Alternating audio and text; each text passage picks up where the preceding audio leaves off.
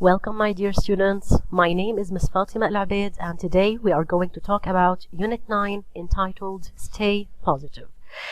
First of all, I hope that you've all got your student books. Today we are going to talk about Unit 9. First of all, we're going to be discussing the main ideas of the unit.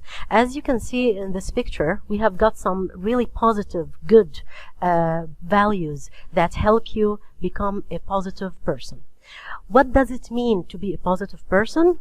A positive person means to be able to help others. A positive person means to be someone who thinks positively whenever you have a problem that comes across your way. To be a positive person means to feel happy for others in their joy. The title of the text, Who Deserves the Award? Now this is in student book on page 69. Okay, I hope that you have prepared your books. First of all, we're going to be summarizing each paragraph. We're going to be talking about the main idea of it.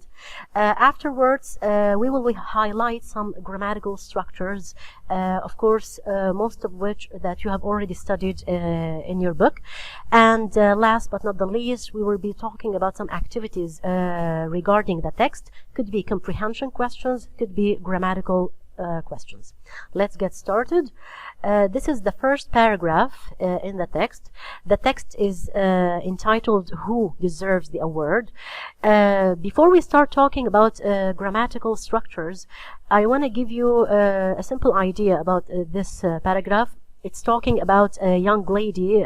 She's a teacher. Her name is Maryam. She wanted to do something in order to encourage her students to study harder, in order to make them have the full mark in the exam. So she suggested that she will give a present or a gift to the student who takes a full mark. Of course, the students were very happy about such a challenge. Now we will move to the grammatical structures that are in this paragraph. First of all, we have a teacher. Now we know that and an are indefinite articles to be used before a singular noun. Moving on, we have to motivate. Now to motivate is a verb. Whenever we have the preposition to, and if it's followed by a verb, most likely it's going to be in the infinitive form. Next one. Her students. Now, her is a possessive adjective. You have already come across this one in Unit 4. We have possessive adjectives, my, your, his, her, etc. It should be followed by a noun or an adjective plus a noun. Next one, we have make them. Now, make is a verb, but the word them, now this is an object pronoun. I use object pronouns after a verb or a preposition in order to replace the name of a person or a group of people or things. Next one, this challenge. Now the word this is a demonstrative pronoun. We have already talked about this also in Unit 4. This, that, these, and those. It should be followed by a noun. Now if you are talking about this and that, it should be followed by a singular noun. But if we were talking about these and those, it should be followed by plural nouns. Moving on, we have and. Now and is considered to be a conjunction, kind of a connecting word that connects verbs, phrases, or clauses together. We have and, we have also but, because, and so. All of them are conjunctions. Next one, now I want to point out something. Here we have rejoiced and started. Now rejoiced is a verb. Started is also a verb. You can notice that both of them are of the same tense. Whenever we have and it's preceded and followed by a verb, most likely these two verbs have the same tense. The last word in this paragraph, diligently. Now, diligently, this is an adverb. Whenever you come across a word that ends in ly, this is an adverb. We use it in order to describe an action or a verb. Moving on to the next paragraph. Now, the idea of this paragraph is that after Miss Maryam finished her exams, she was really surprised because all her students have got the full mark. So she didn't know who deserves the award the most. The grammatical structures related to this paragraph. First, we have surprised. Now, surprised is an adjective.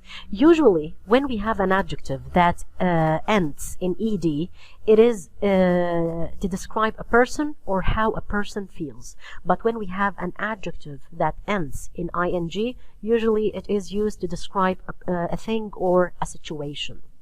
Next one, we have but. We talked in the previous slide about the conjunctions. Now, but is one of the conjunctions that can be used in order to connect two phrases or clauses together. The last remark in this paragraph, we have has received. This is just to remind you now that this is a present perfect tense. Moving on.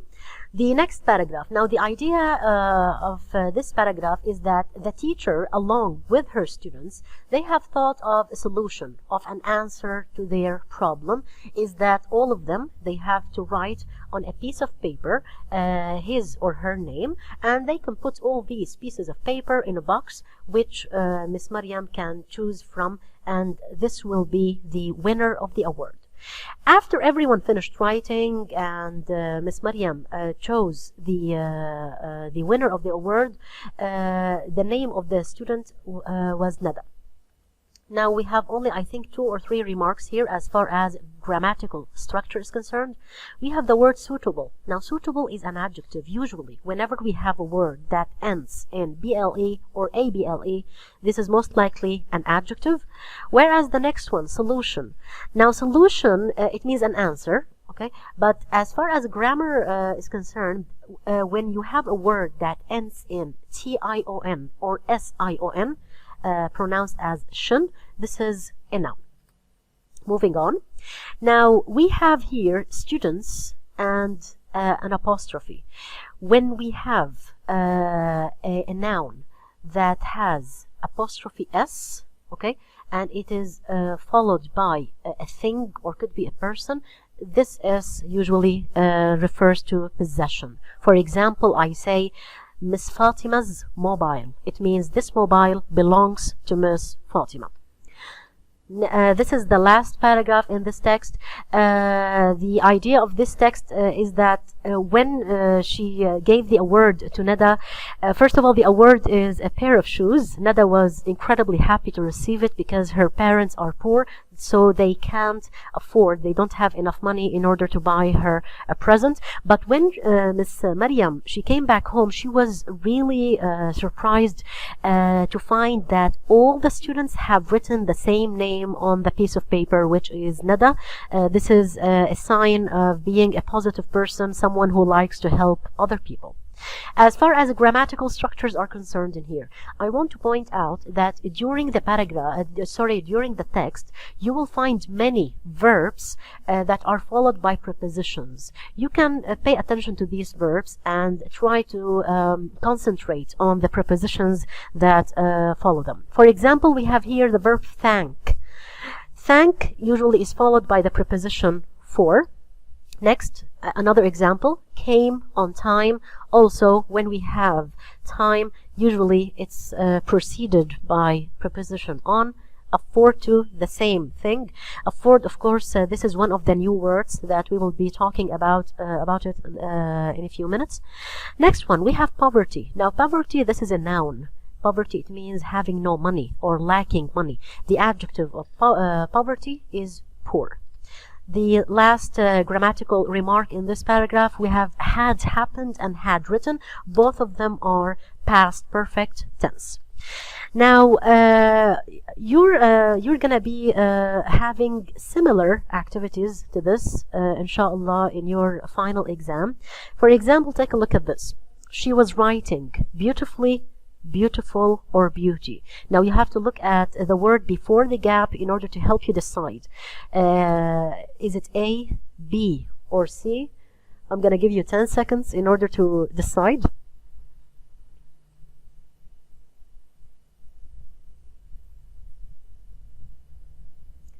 Okay, the right answer is A, beautifully. Next one, we have Rima is really smart. Gap, she doesn't study hard. We have 4 conjunctions. So, because, but, and. Also 10 seconds.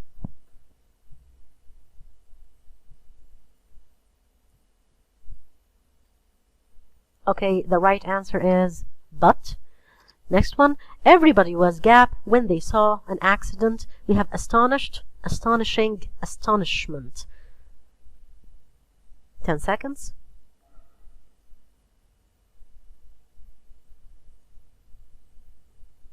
The right answer is astonished. Next one, when Lena won the award, she thanked her parents gap their great support. Here you have to pay attention to the verb before the gap. We have thanked. I think I've talked about this a few minutes ago. We have to, from, at, for, and the right answer is for. Next one, when Maryam opened the papers, she gapped that everyone wrote the same name. Finds, has found, had found. In order to give you a hint, take a look at the phrase before the gap. When Maryam opened. Now this is in the past simple. The right answer, had found. Next one, we talked and gap all day. Is it dance, danced, dancing, or dances? Be careful. Before the gap we have and before and we have a verb. I've already talked about this. Usually both verbs are of the same tense. The right answer is danced. The last one in here, please help gap. My, me, I, or mine. Before the gap we have a verb. Now which one of these options is the right one? Me. Okay, moving on. Now you will see in a box right under the text the keywords. Now here in each keyword you're gonna have kind of a definition or the meaning of it, but I tried to highlight only one word of this definition. It's kind of a synonym to it. So for example, we have the first one, deserve. Now first of all, deserve is a verb. Deserve means to be worthy of something. If you want, while studying, you can pay extra attention to the word worthy because it's considered to be a synonym to deserve. Next one, we have rejoiced. Now, rejoiced is a verb. It means to express great happiness about something or simply celebrated. You can focus on either one of them is fine. Next one, we have challenge. Now, challenge is a noun, which means a difficult task that tests somebody's ability and skill. You can focus on a difficult task. Next one, we have diligently. First of all, diligently is an adverb, and you can tell that by having an ly at the end of it. It means showing care and effort in your work or duties. You can simply focus on either the word care or effort. Next one, to fold, a verb, to lay one part of a paper on the other part, or you can simply focus on the word to bend. Now this is a synonym. Next one, reveal. Now reveal is a verb which means to make something known, to show something that is hidden. You can also focus on either known or show. Afford. Afford is a verb which means to have enough money to buy something. You can also focus on the word enough money. Possible activities related to comprehension can be, for example, a true or false. For example, the teacher decided to give her students food to motivate her students in the exam. Take a look. Try not to answer before you read it. Try not to answer before you read it thoroughly. Okay? You have 10 seconds.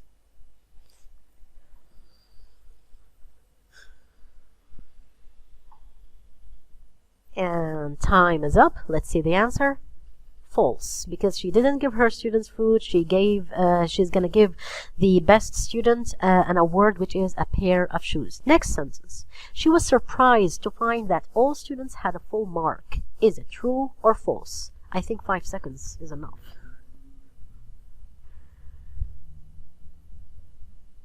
Alrighty, the right answer is true, because she really was surprised that all students had a full mark. Next one, she discovered that all students had written different names on the piece of paper. 5 seconds. And the right answer is false. They didn't write different names. They actually wrote the same name of their friend Nada. Next one, another example of comprehension questions. For example, this one. Maryam was gap of the school. The student, the teacher, the mother, or the headmaster?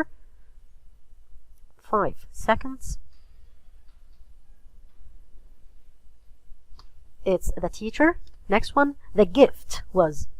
Is it a sandwich? Is it a pair of shoes? Is it a series of stories? Or is it a book? The right answer is a pair of shoes. This is also an example of how to use new words in an activity to make someone want to do something. Now this is kind of a synonym or definition. Is it reveal? Is it afford? Is it motivate? Or is it fold? The right answer is motivate. Next one, poverty. Poverty means A, showing care and effort, B, lack of money, C, express great happiness, or D, a difficult task. I think if you know the meaning of poverty, one of the options is crystal clear that it's a synonym of it. I'm going to show you the right answer, which is a lack of money. Moving on, now we will be talking about the grammar of Unit 9. The grammar of Unit 9 is about relative pronouns. Now, relative pronouns are a group of pronouns that we use them, first of all, in order to give additional information about something, and another one to avoid repeating certain words. I'd like to add an extra piece of information actually. We use them in order to connect two phrases or two sentences together. Let me give you an example. Sorry, before the example, I'm gonna just show you what are the relative pronouns that are gonna be used today. We have who, which, that, where, whose, when, and whom. For example, he likes Fairuz. Fairuz lives in Lebanon. Take a look. The word Fairuz, now this is repeated. It's twice. And we are talking about a person. Fairuz, of course, we all know the famous singer. I'm gonna delete the second one because I don't want to repeat. So I can delete the second word, which is Fairuz, and I can replace it with the relative pronoun who. Now the sentence would be like this. He likes Fairuz who lives in Lebanon. Be careful. Now before Fairuz there should be the name of a person or referring to a person. So who, we use it in order to talk about people. Another relative pronoun. Take a look. I bought a bag. Now the bag was on sale yesterday.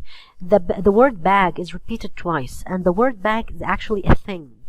I'm gonna delete the word the bag, and I'm gonna replace it with the word which. So the sentence would be like, I bought a bag which was on sale yesterday.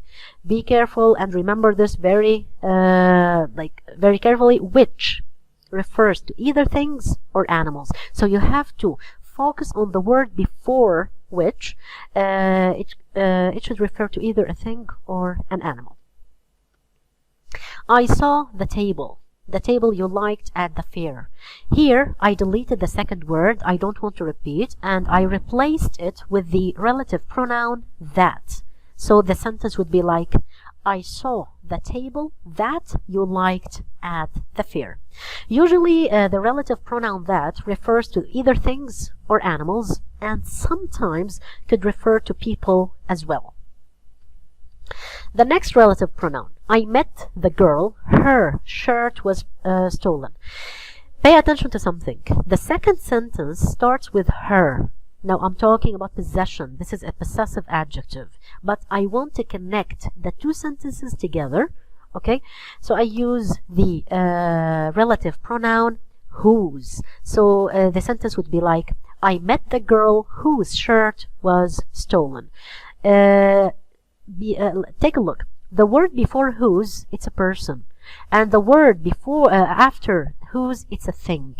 When you have such a sentence, like multiple choice or finding the mistake, you should pay attention to the word before the gap and the word before after the gap.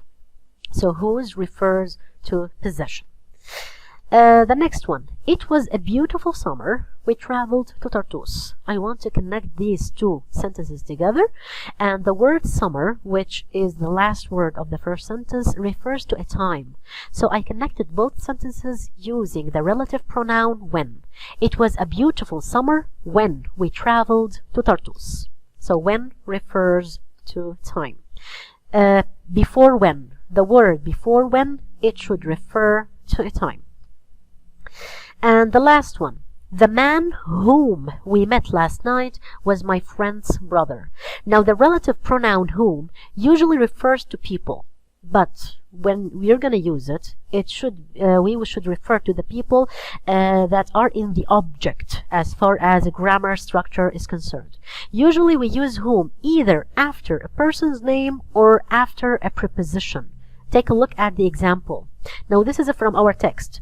To whom will I give the award? Before the relative pronoun whom, we have a preposition to. And another example, do you remember the lady whom you called last week? Before whom, we see the name of a person. But this is in the object sort of grammatical structure. Okay, so this is the last one. I want to visit the city where my friend lives. Now the word where, we used it in order to connect between two sentences, but we have to be careful because before the word where, there is a word that refers to a place. Now, we have covered all of the relative pronouns in your book. Let's take a look at some activities regarding this grammar rule. My sister wore a mask, made her look like Mickey Mouse. Take a look at the word before the gap. What does it refer to? Is it a thing? Is it a person? Is it a place? Is it a time? We have which, where, when, or whose. You have 5 seconds to decide.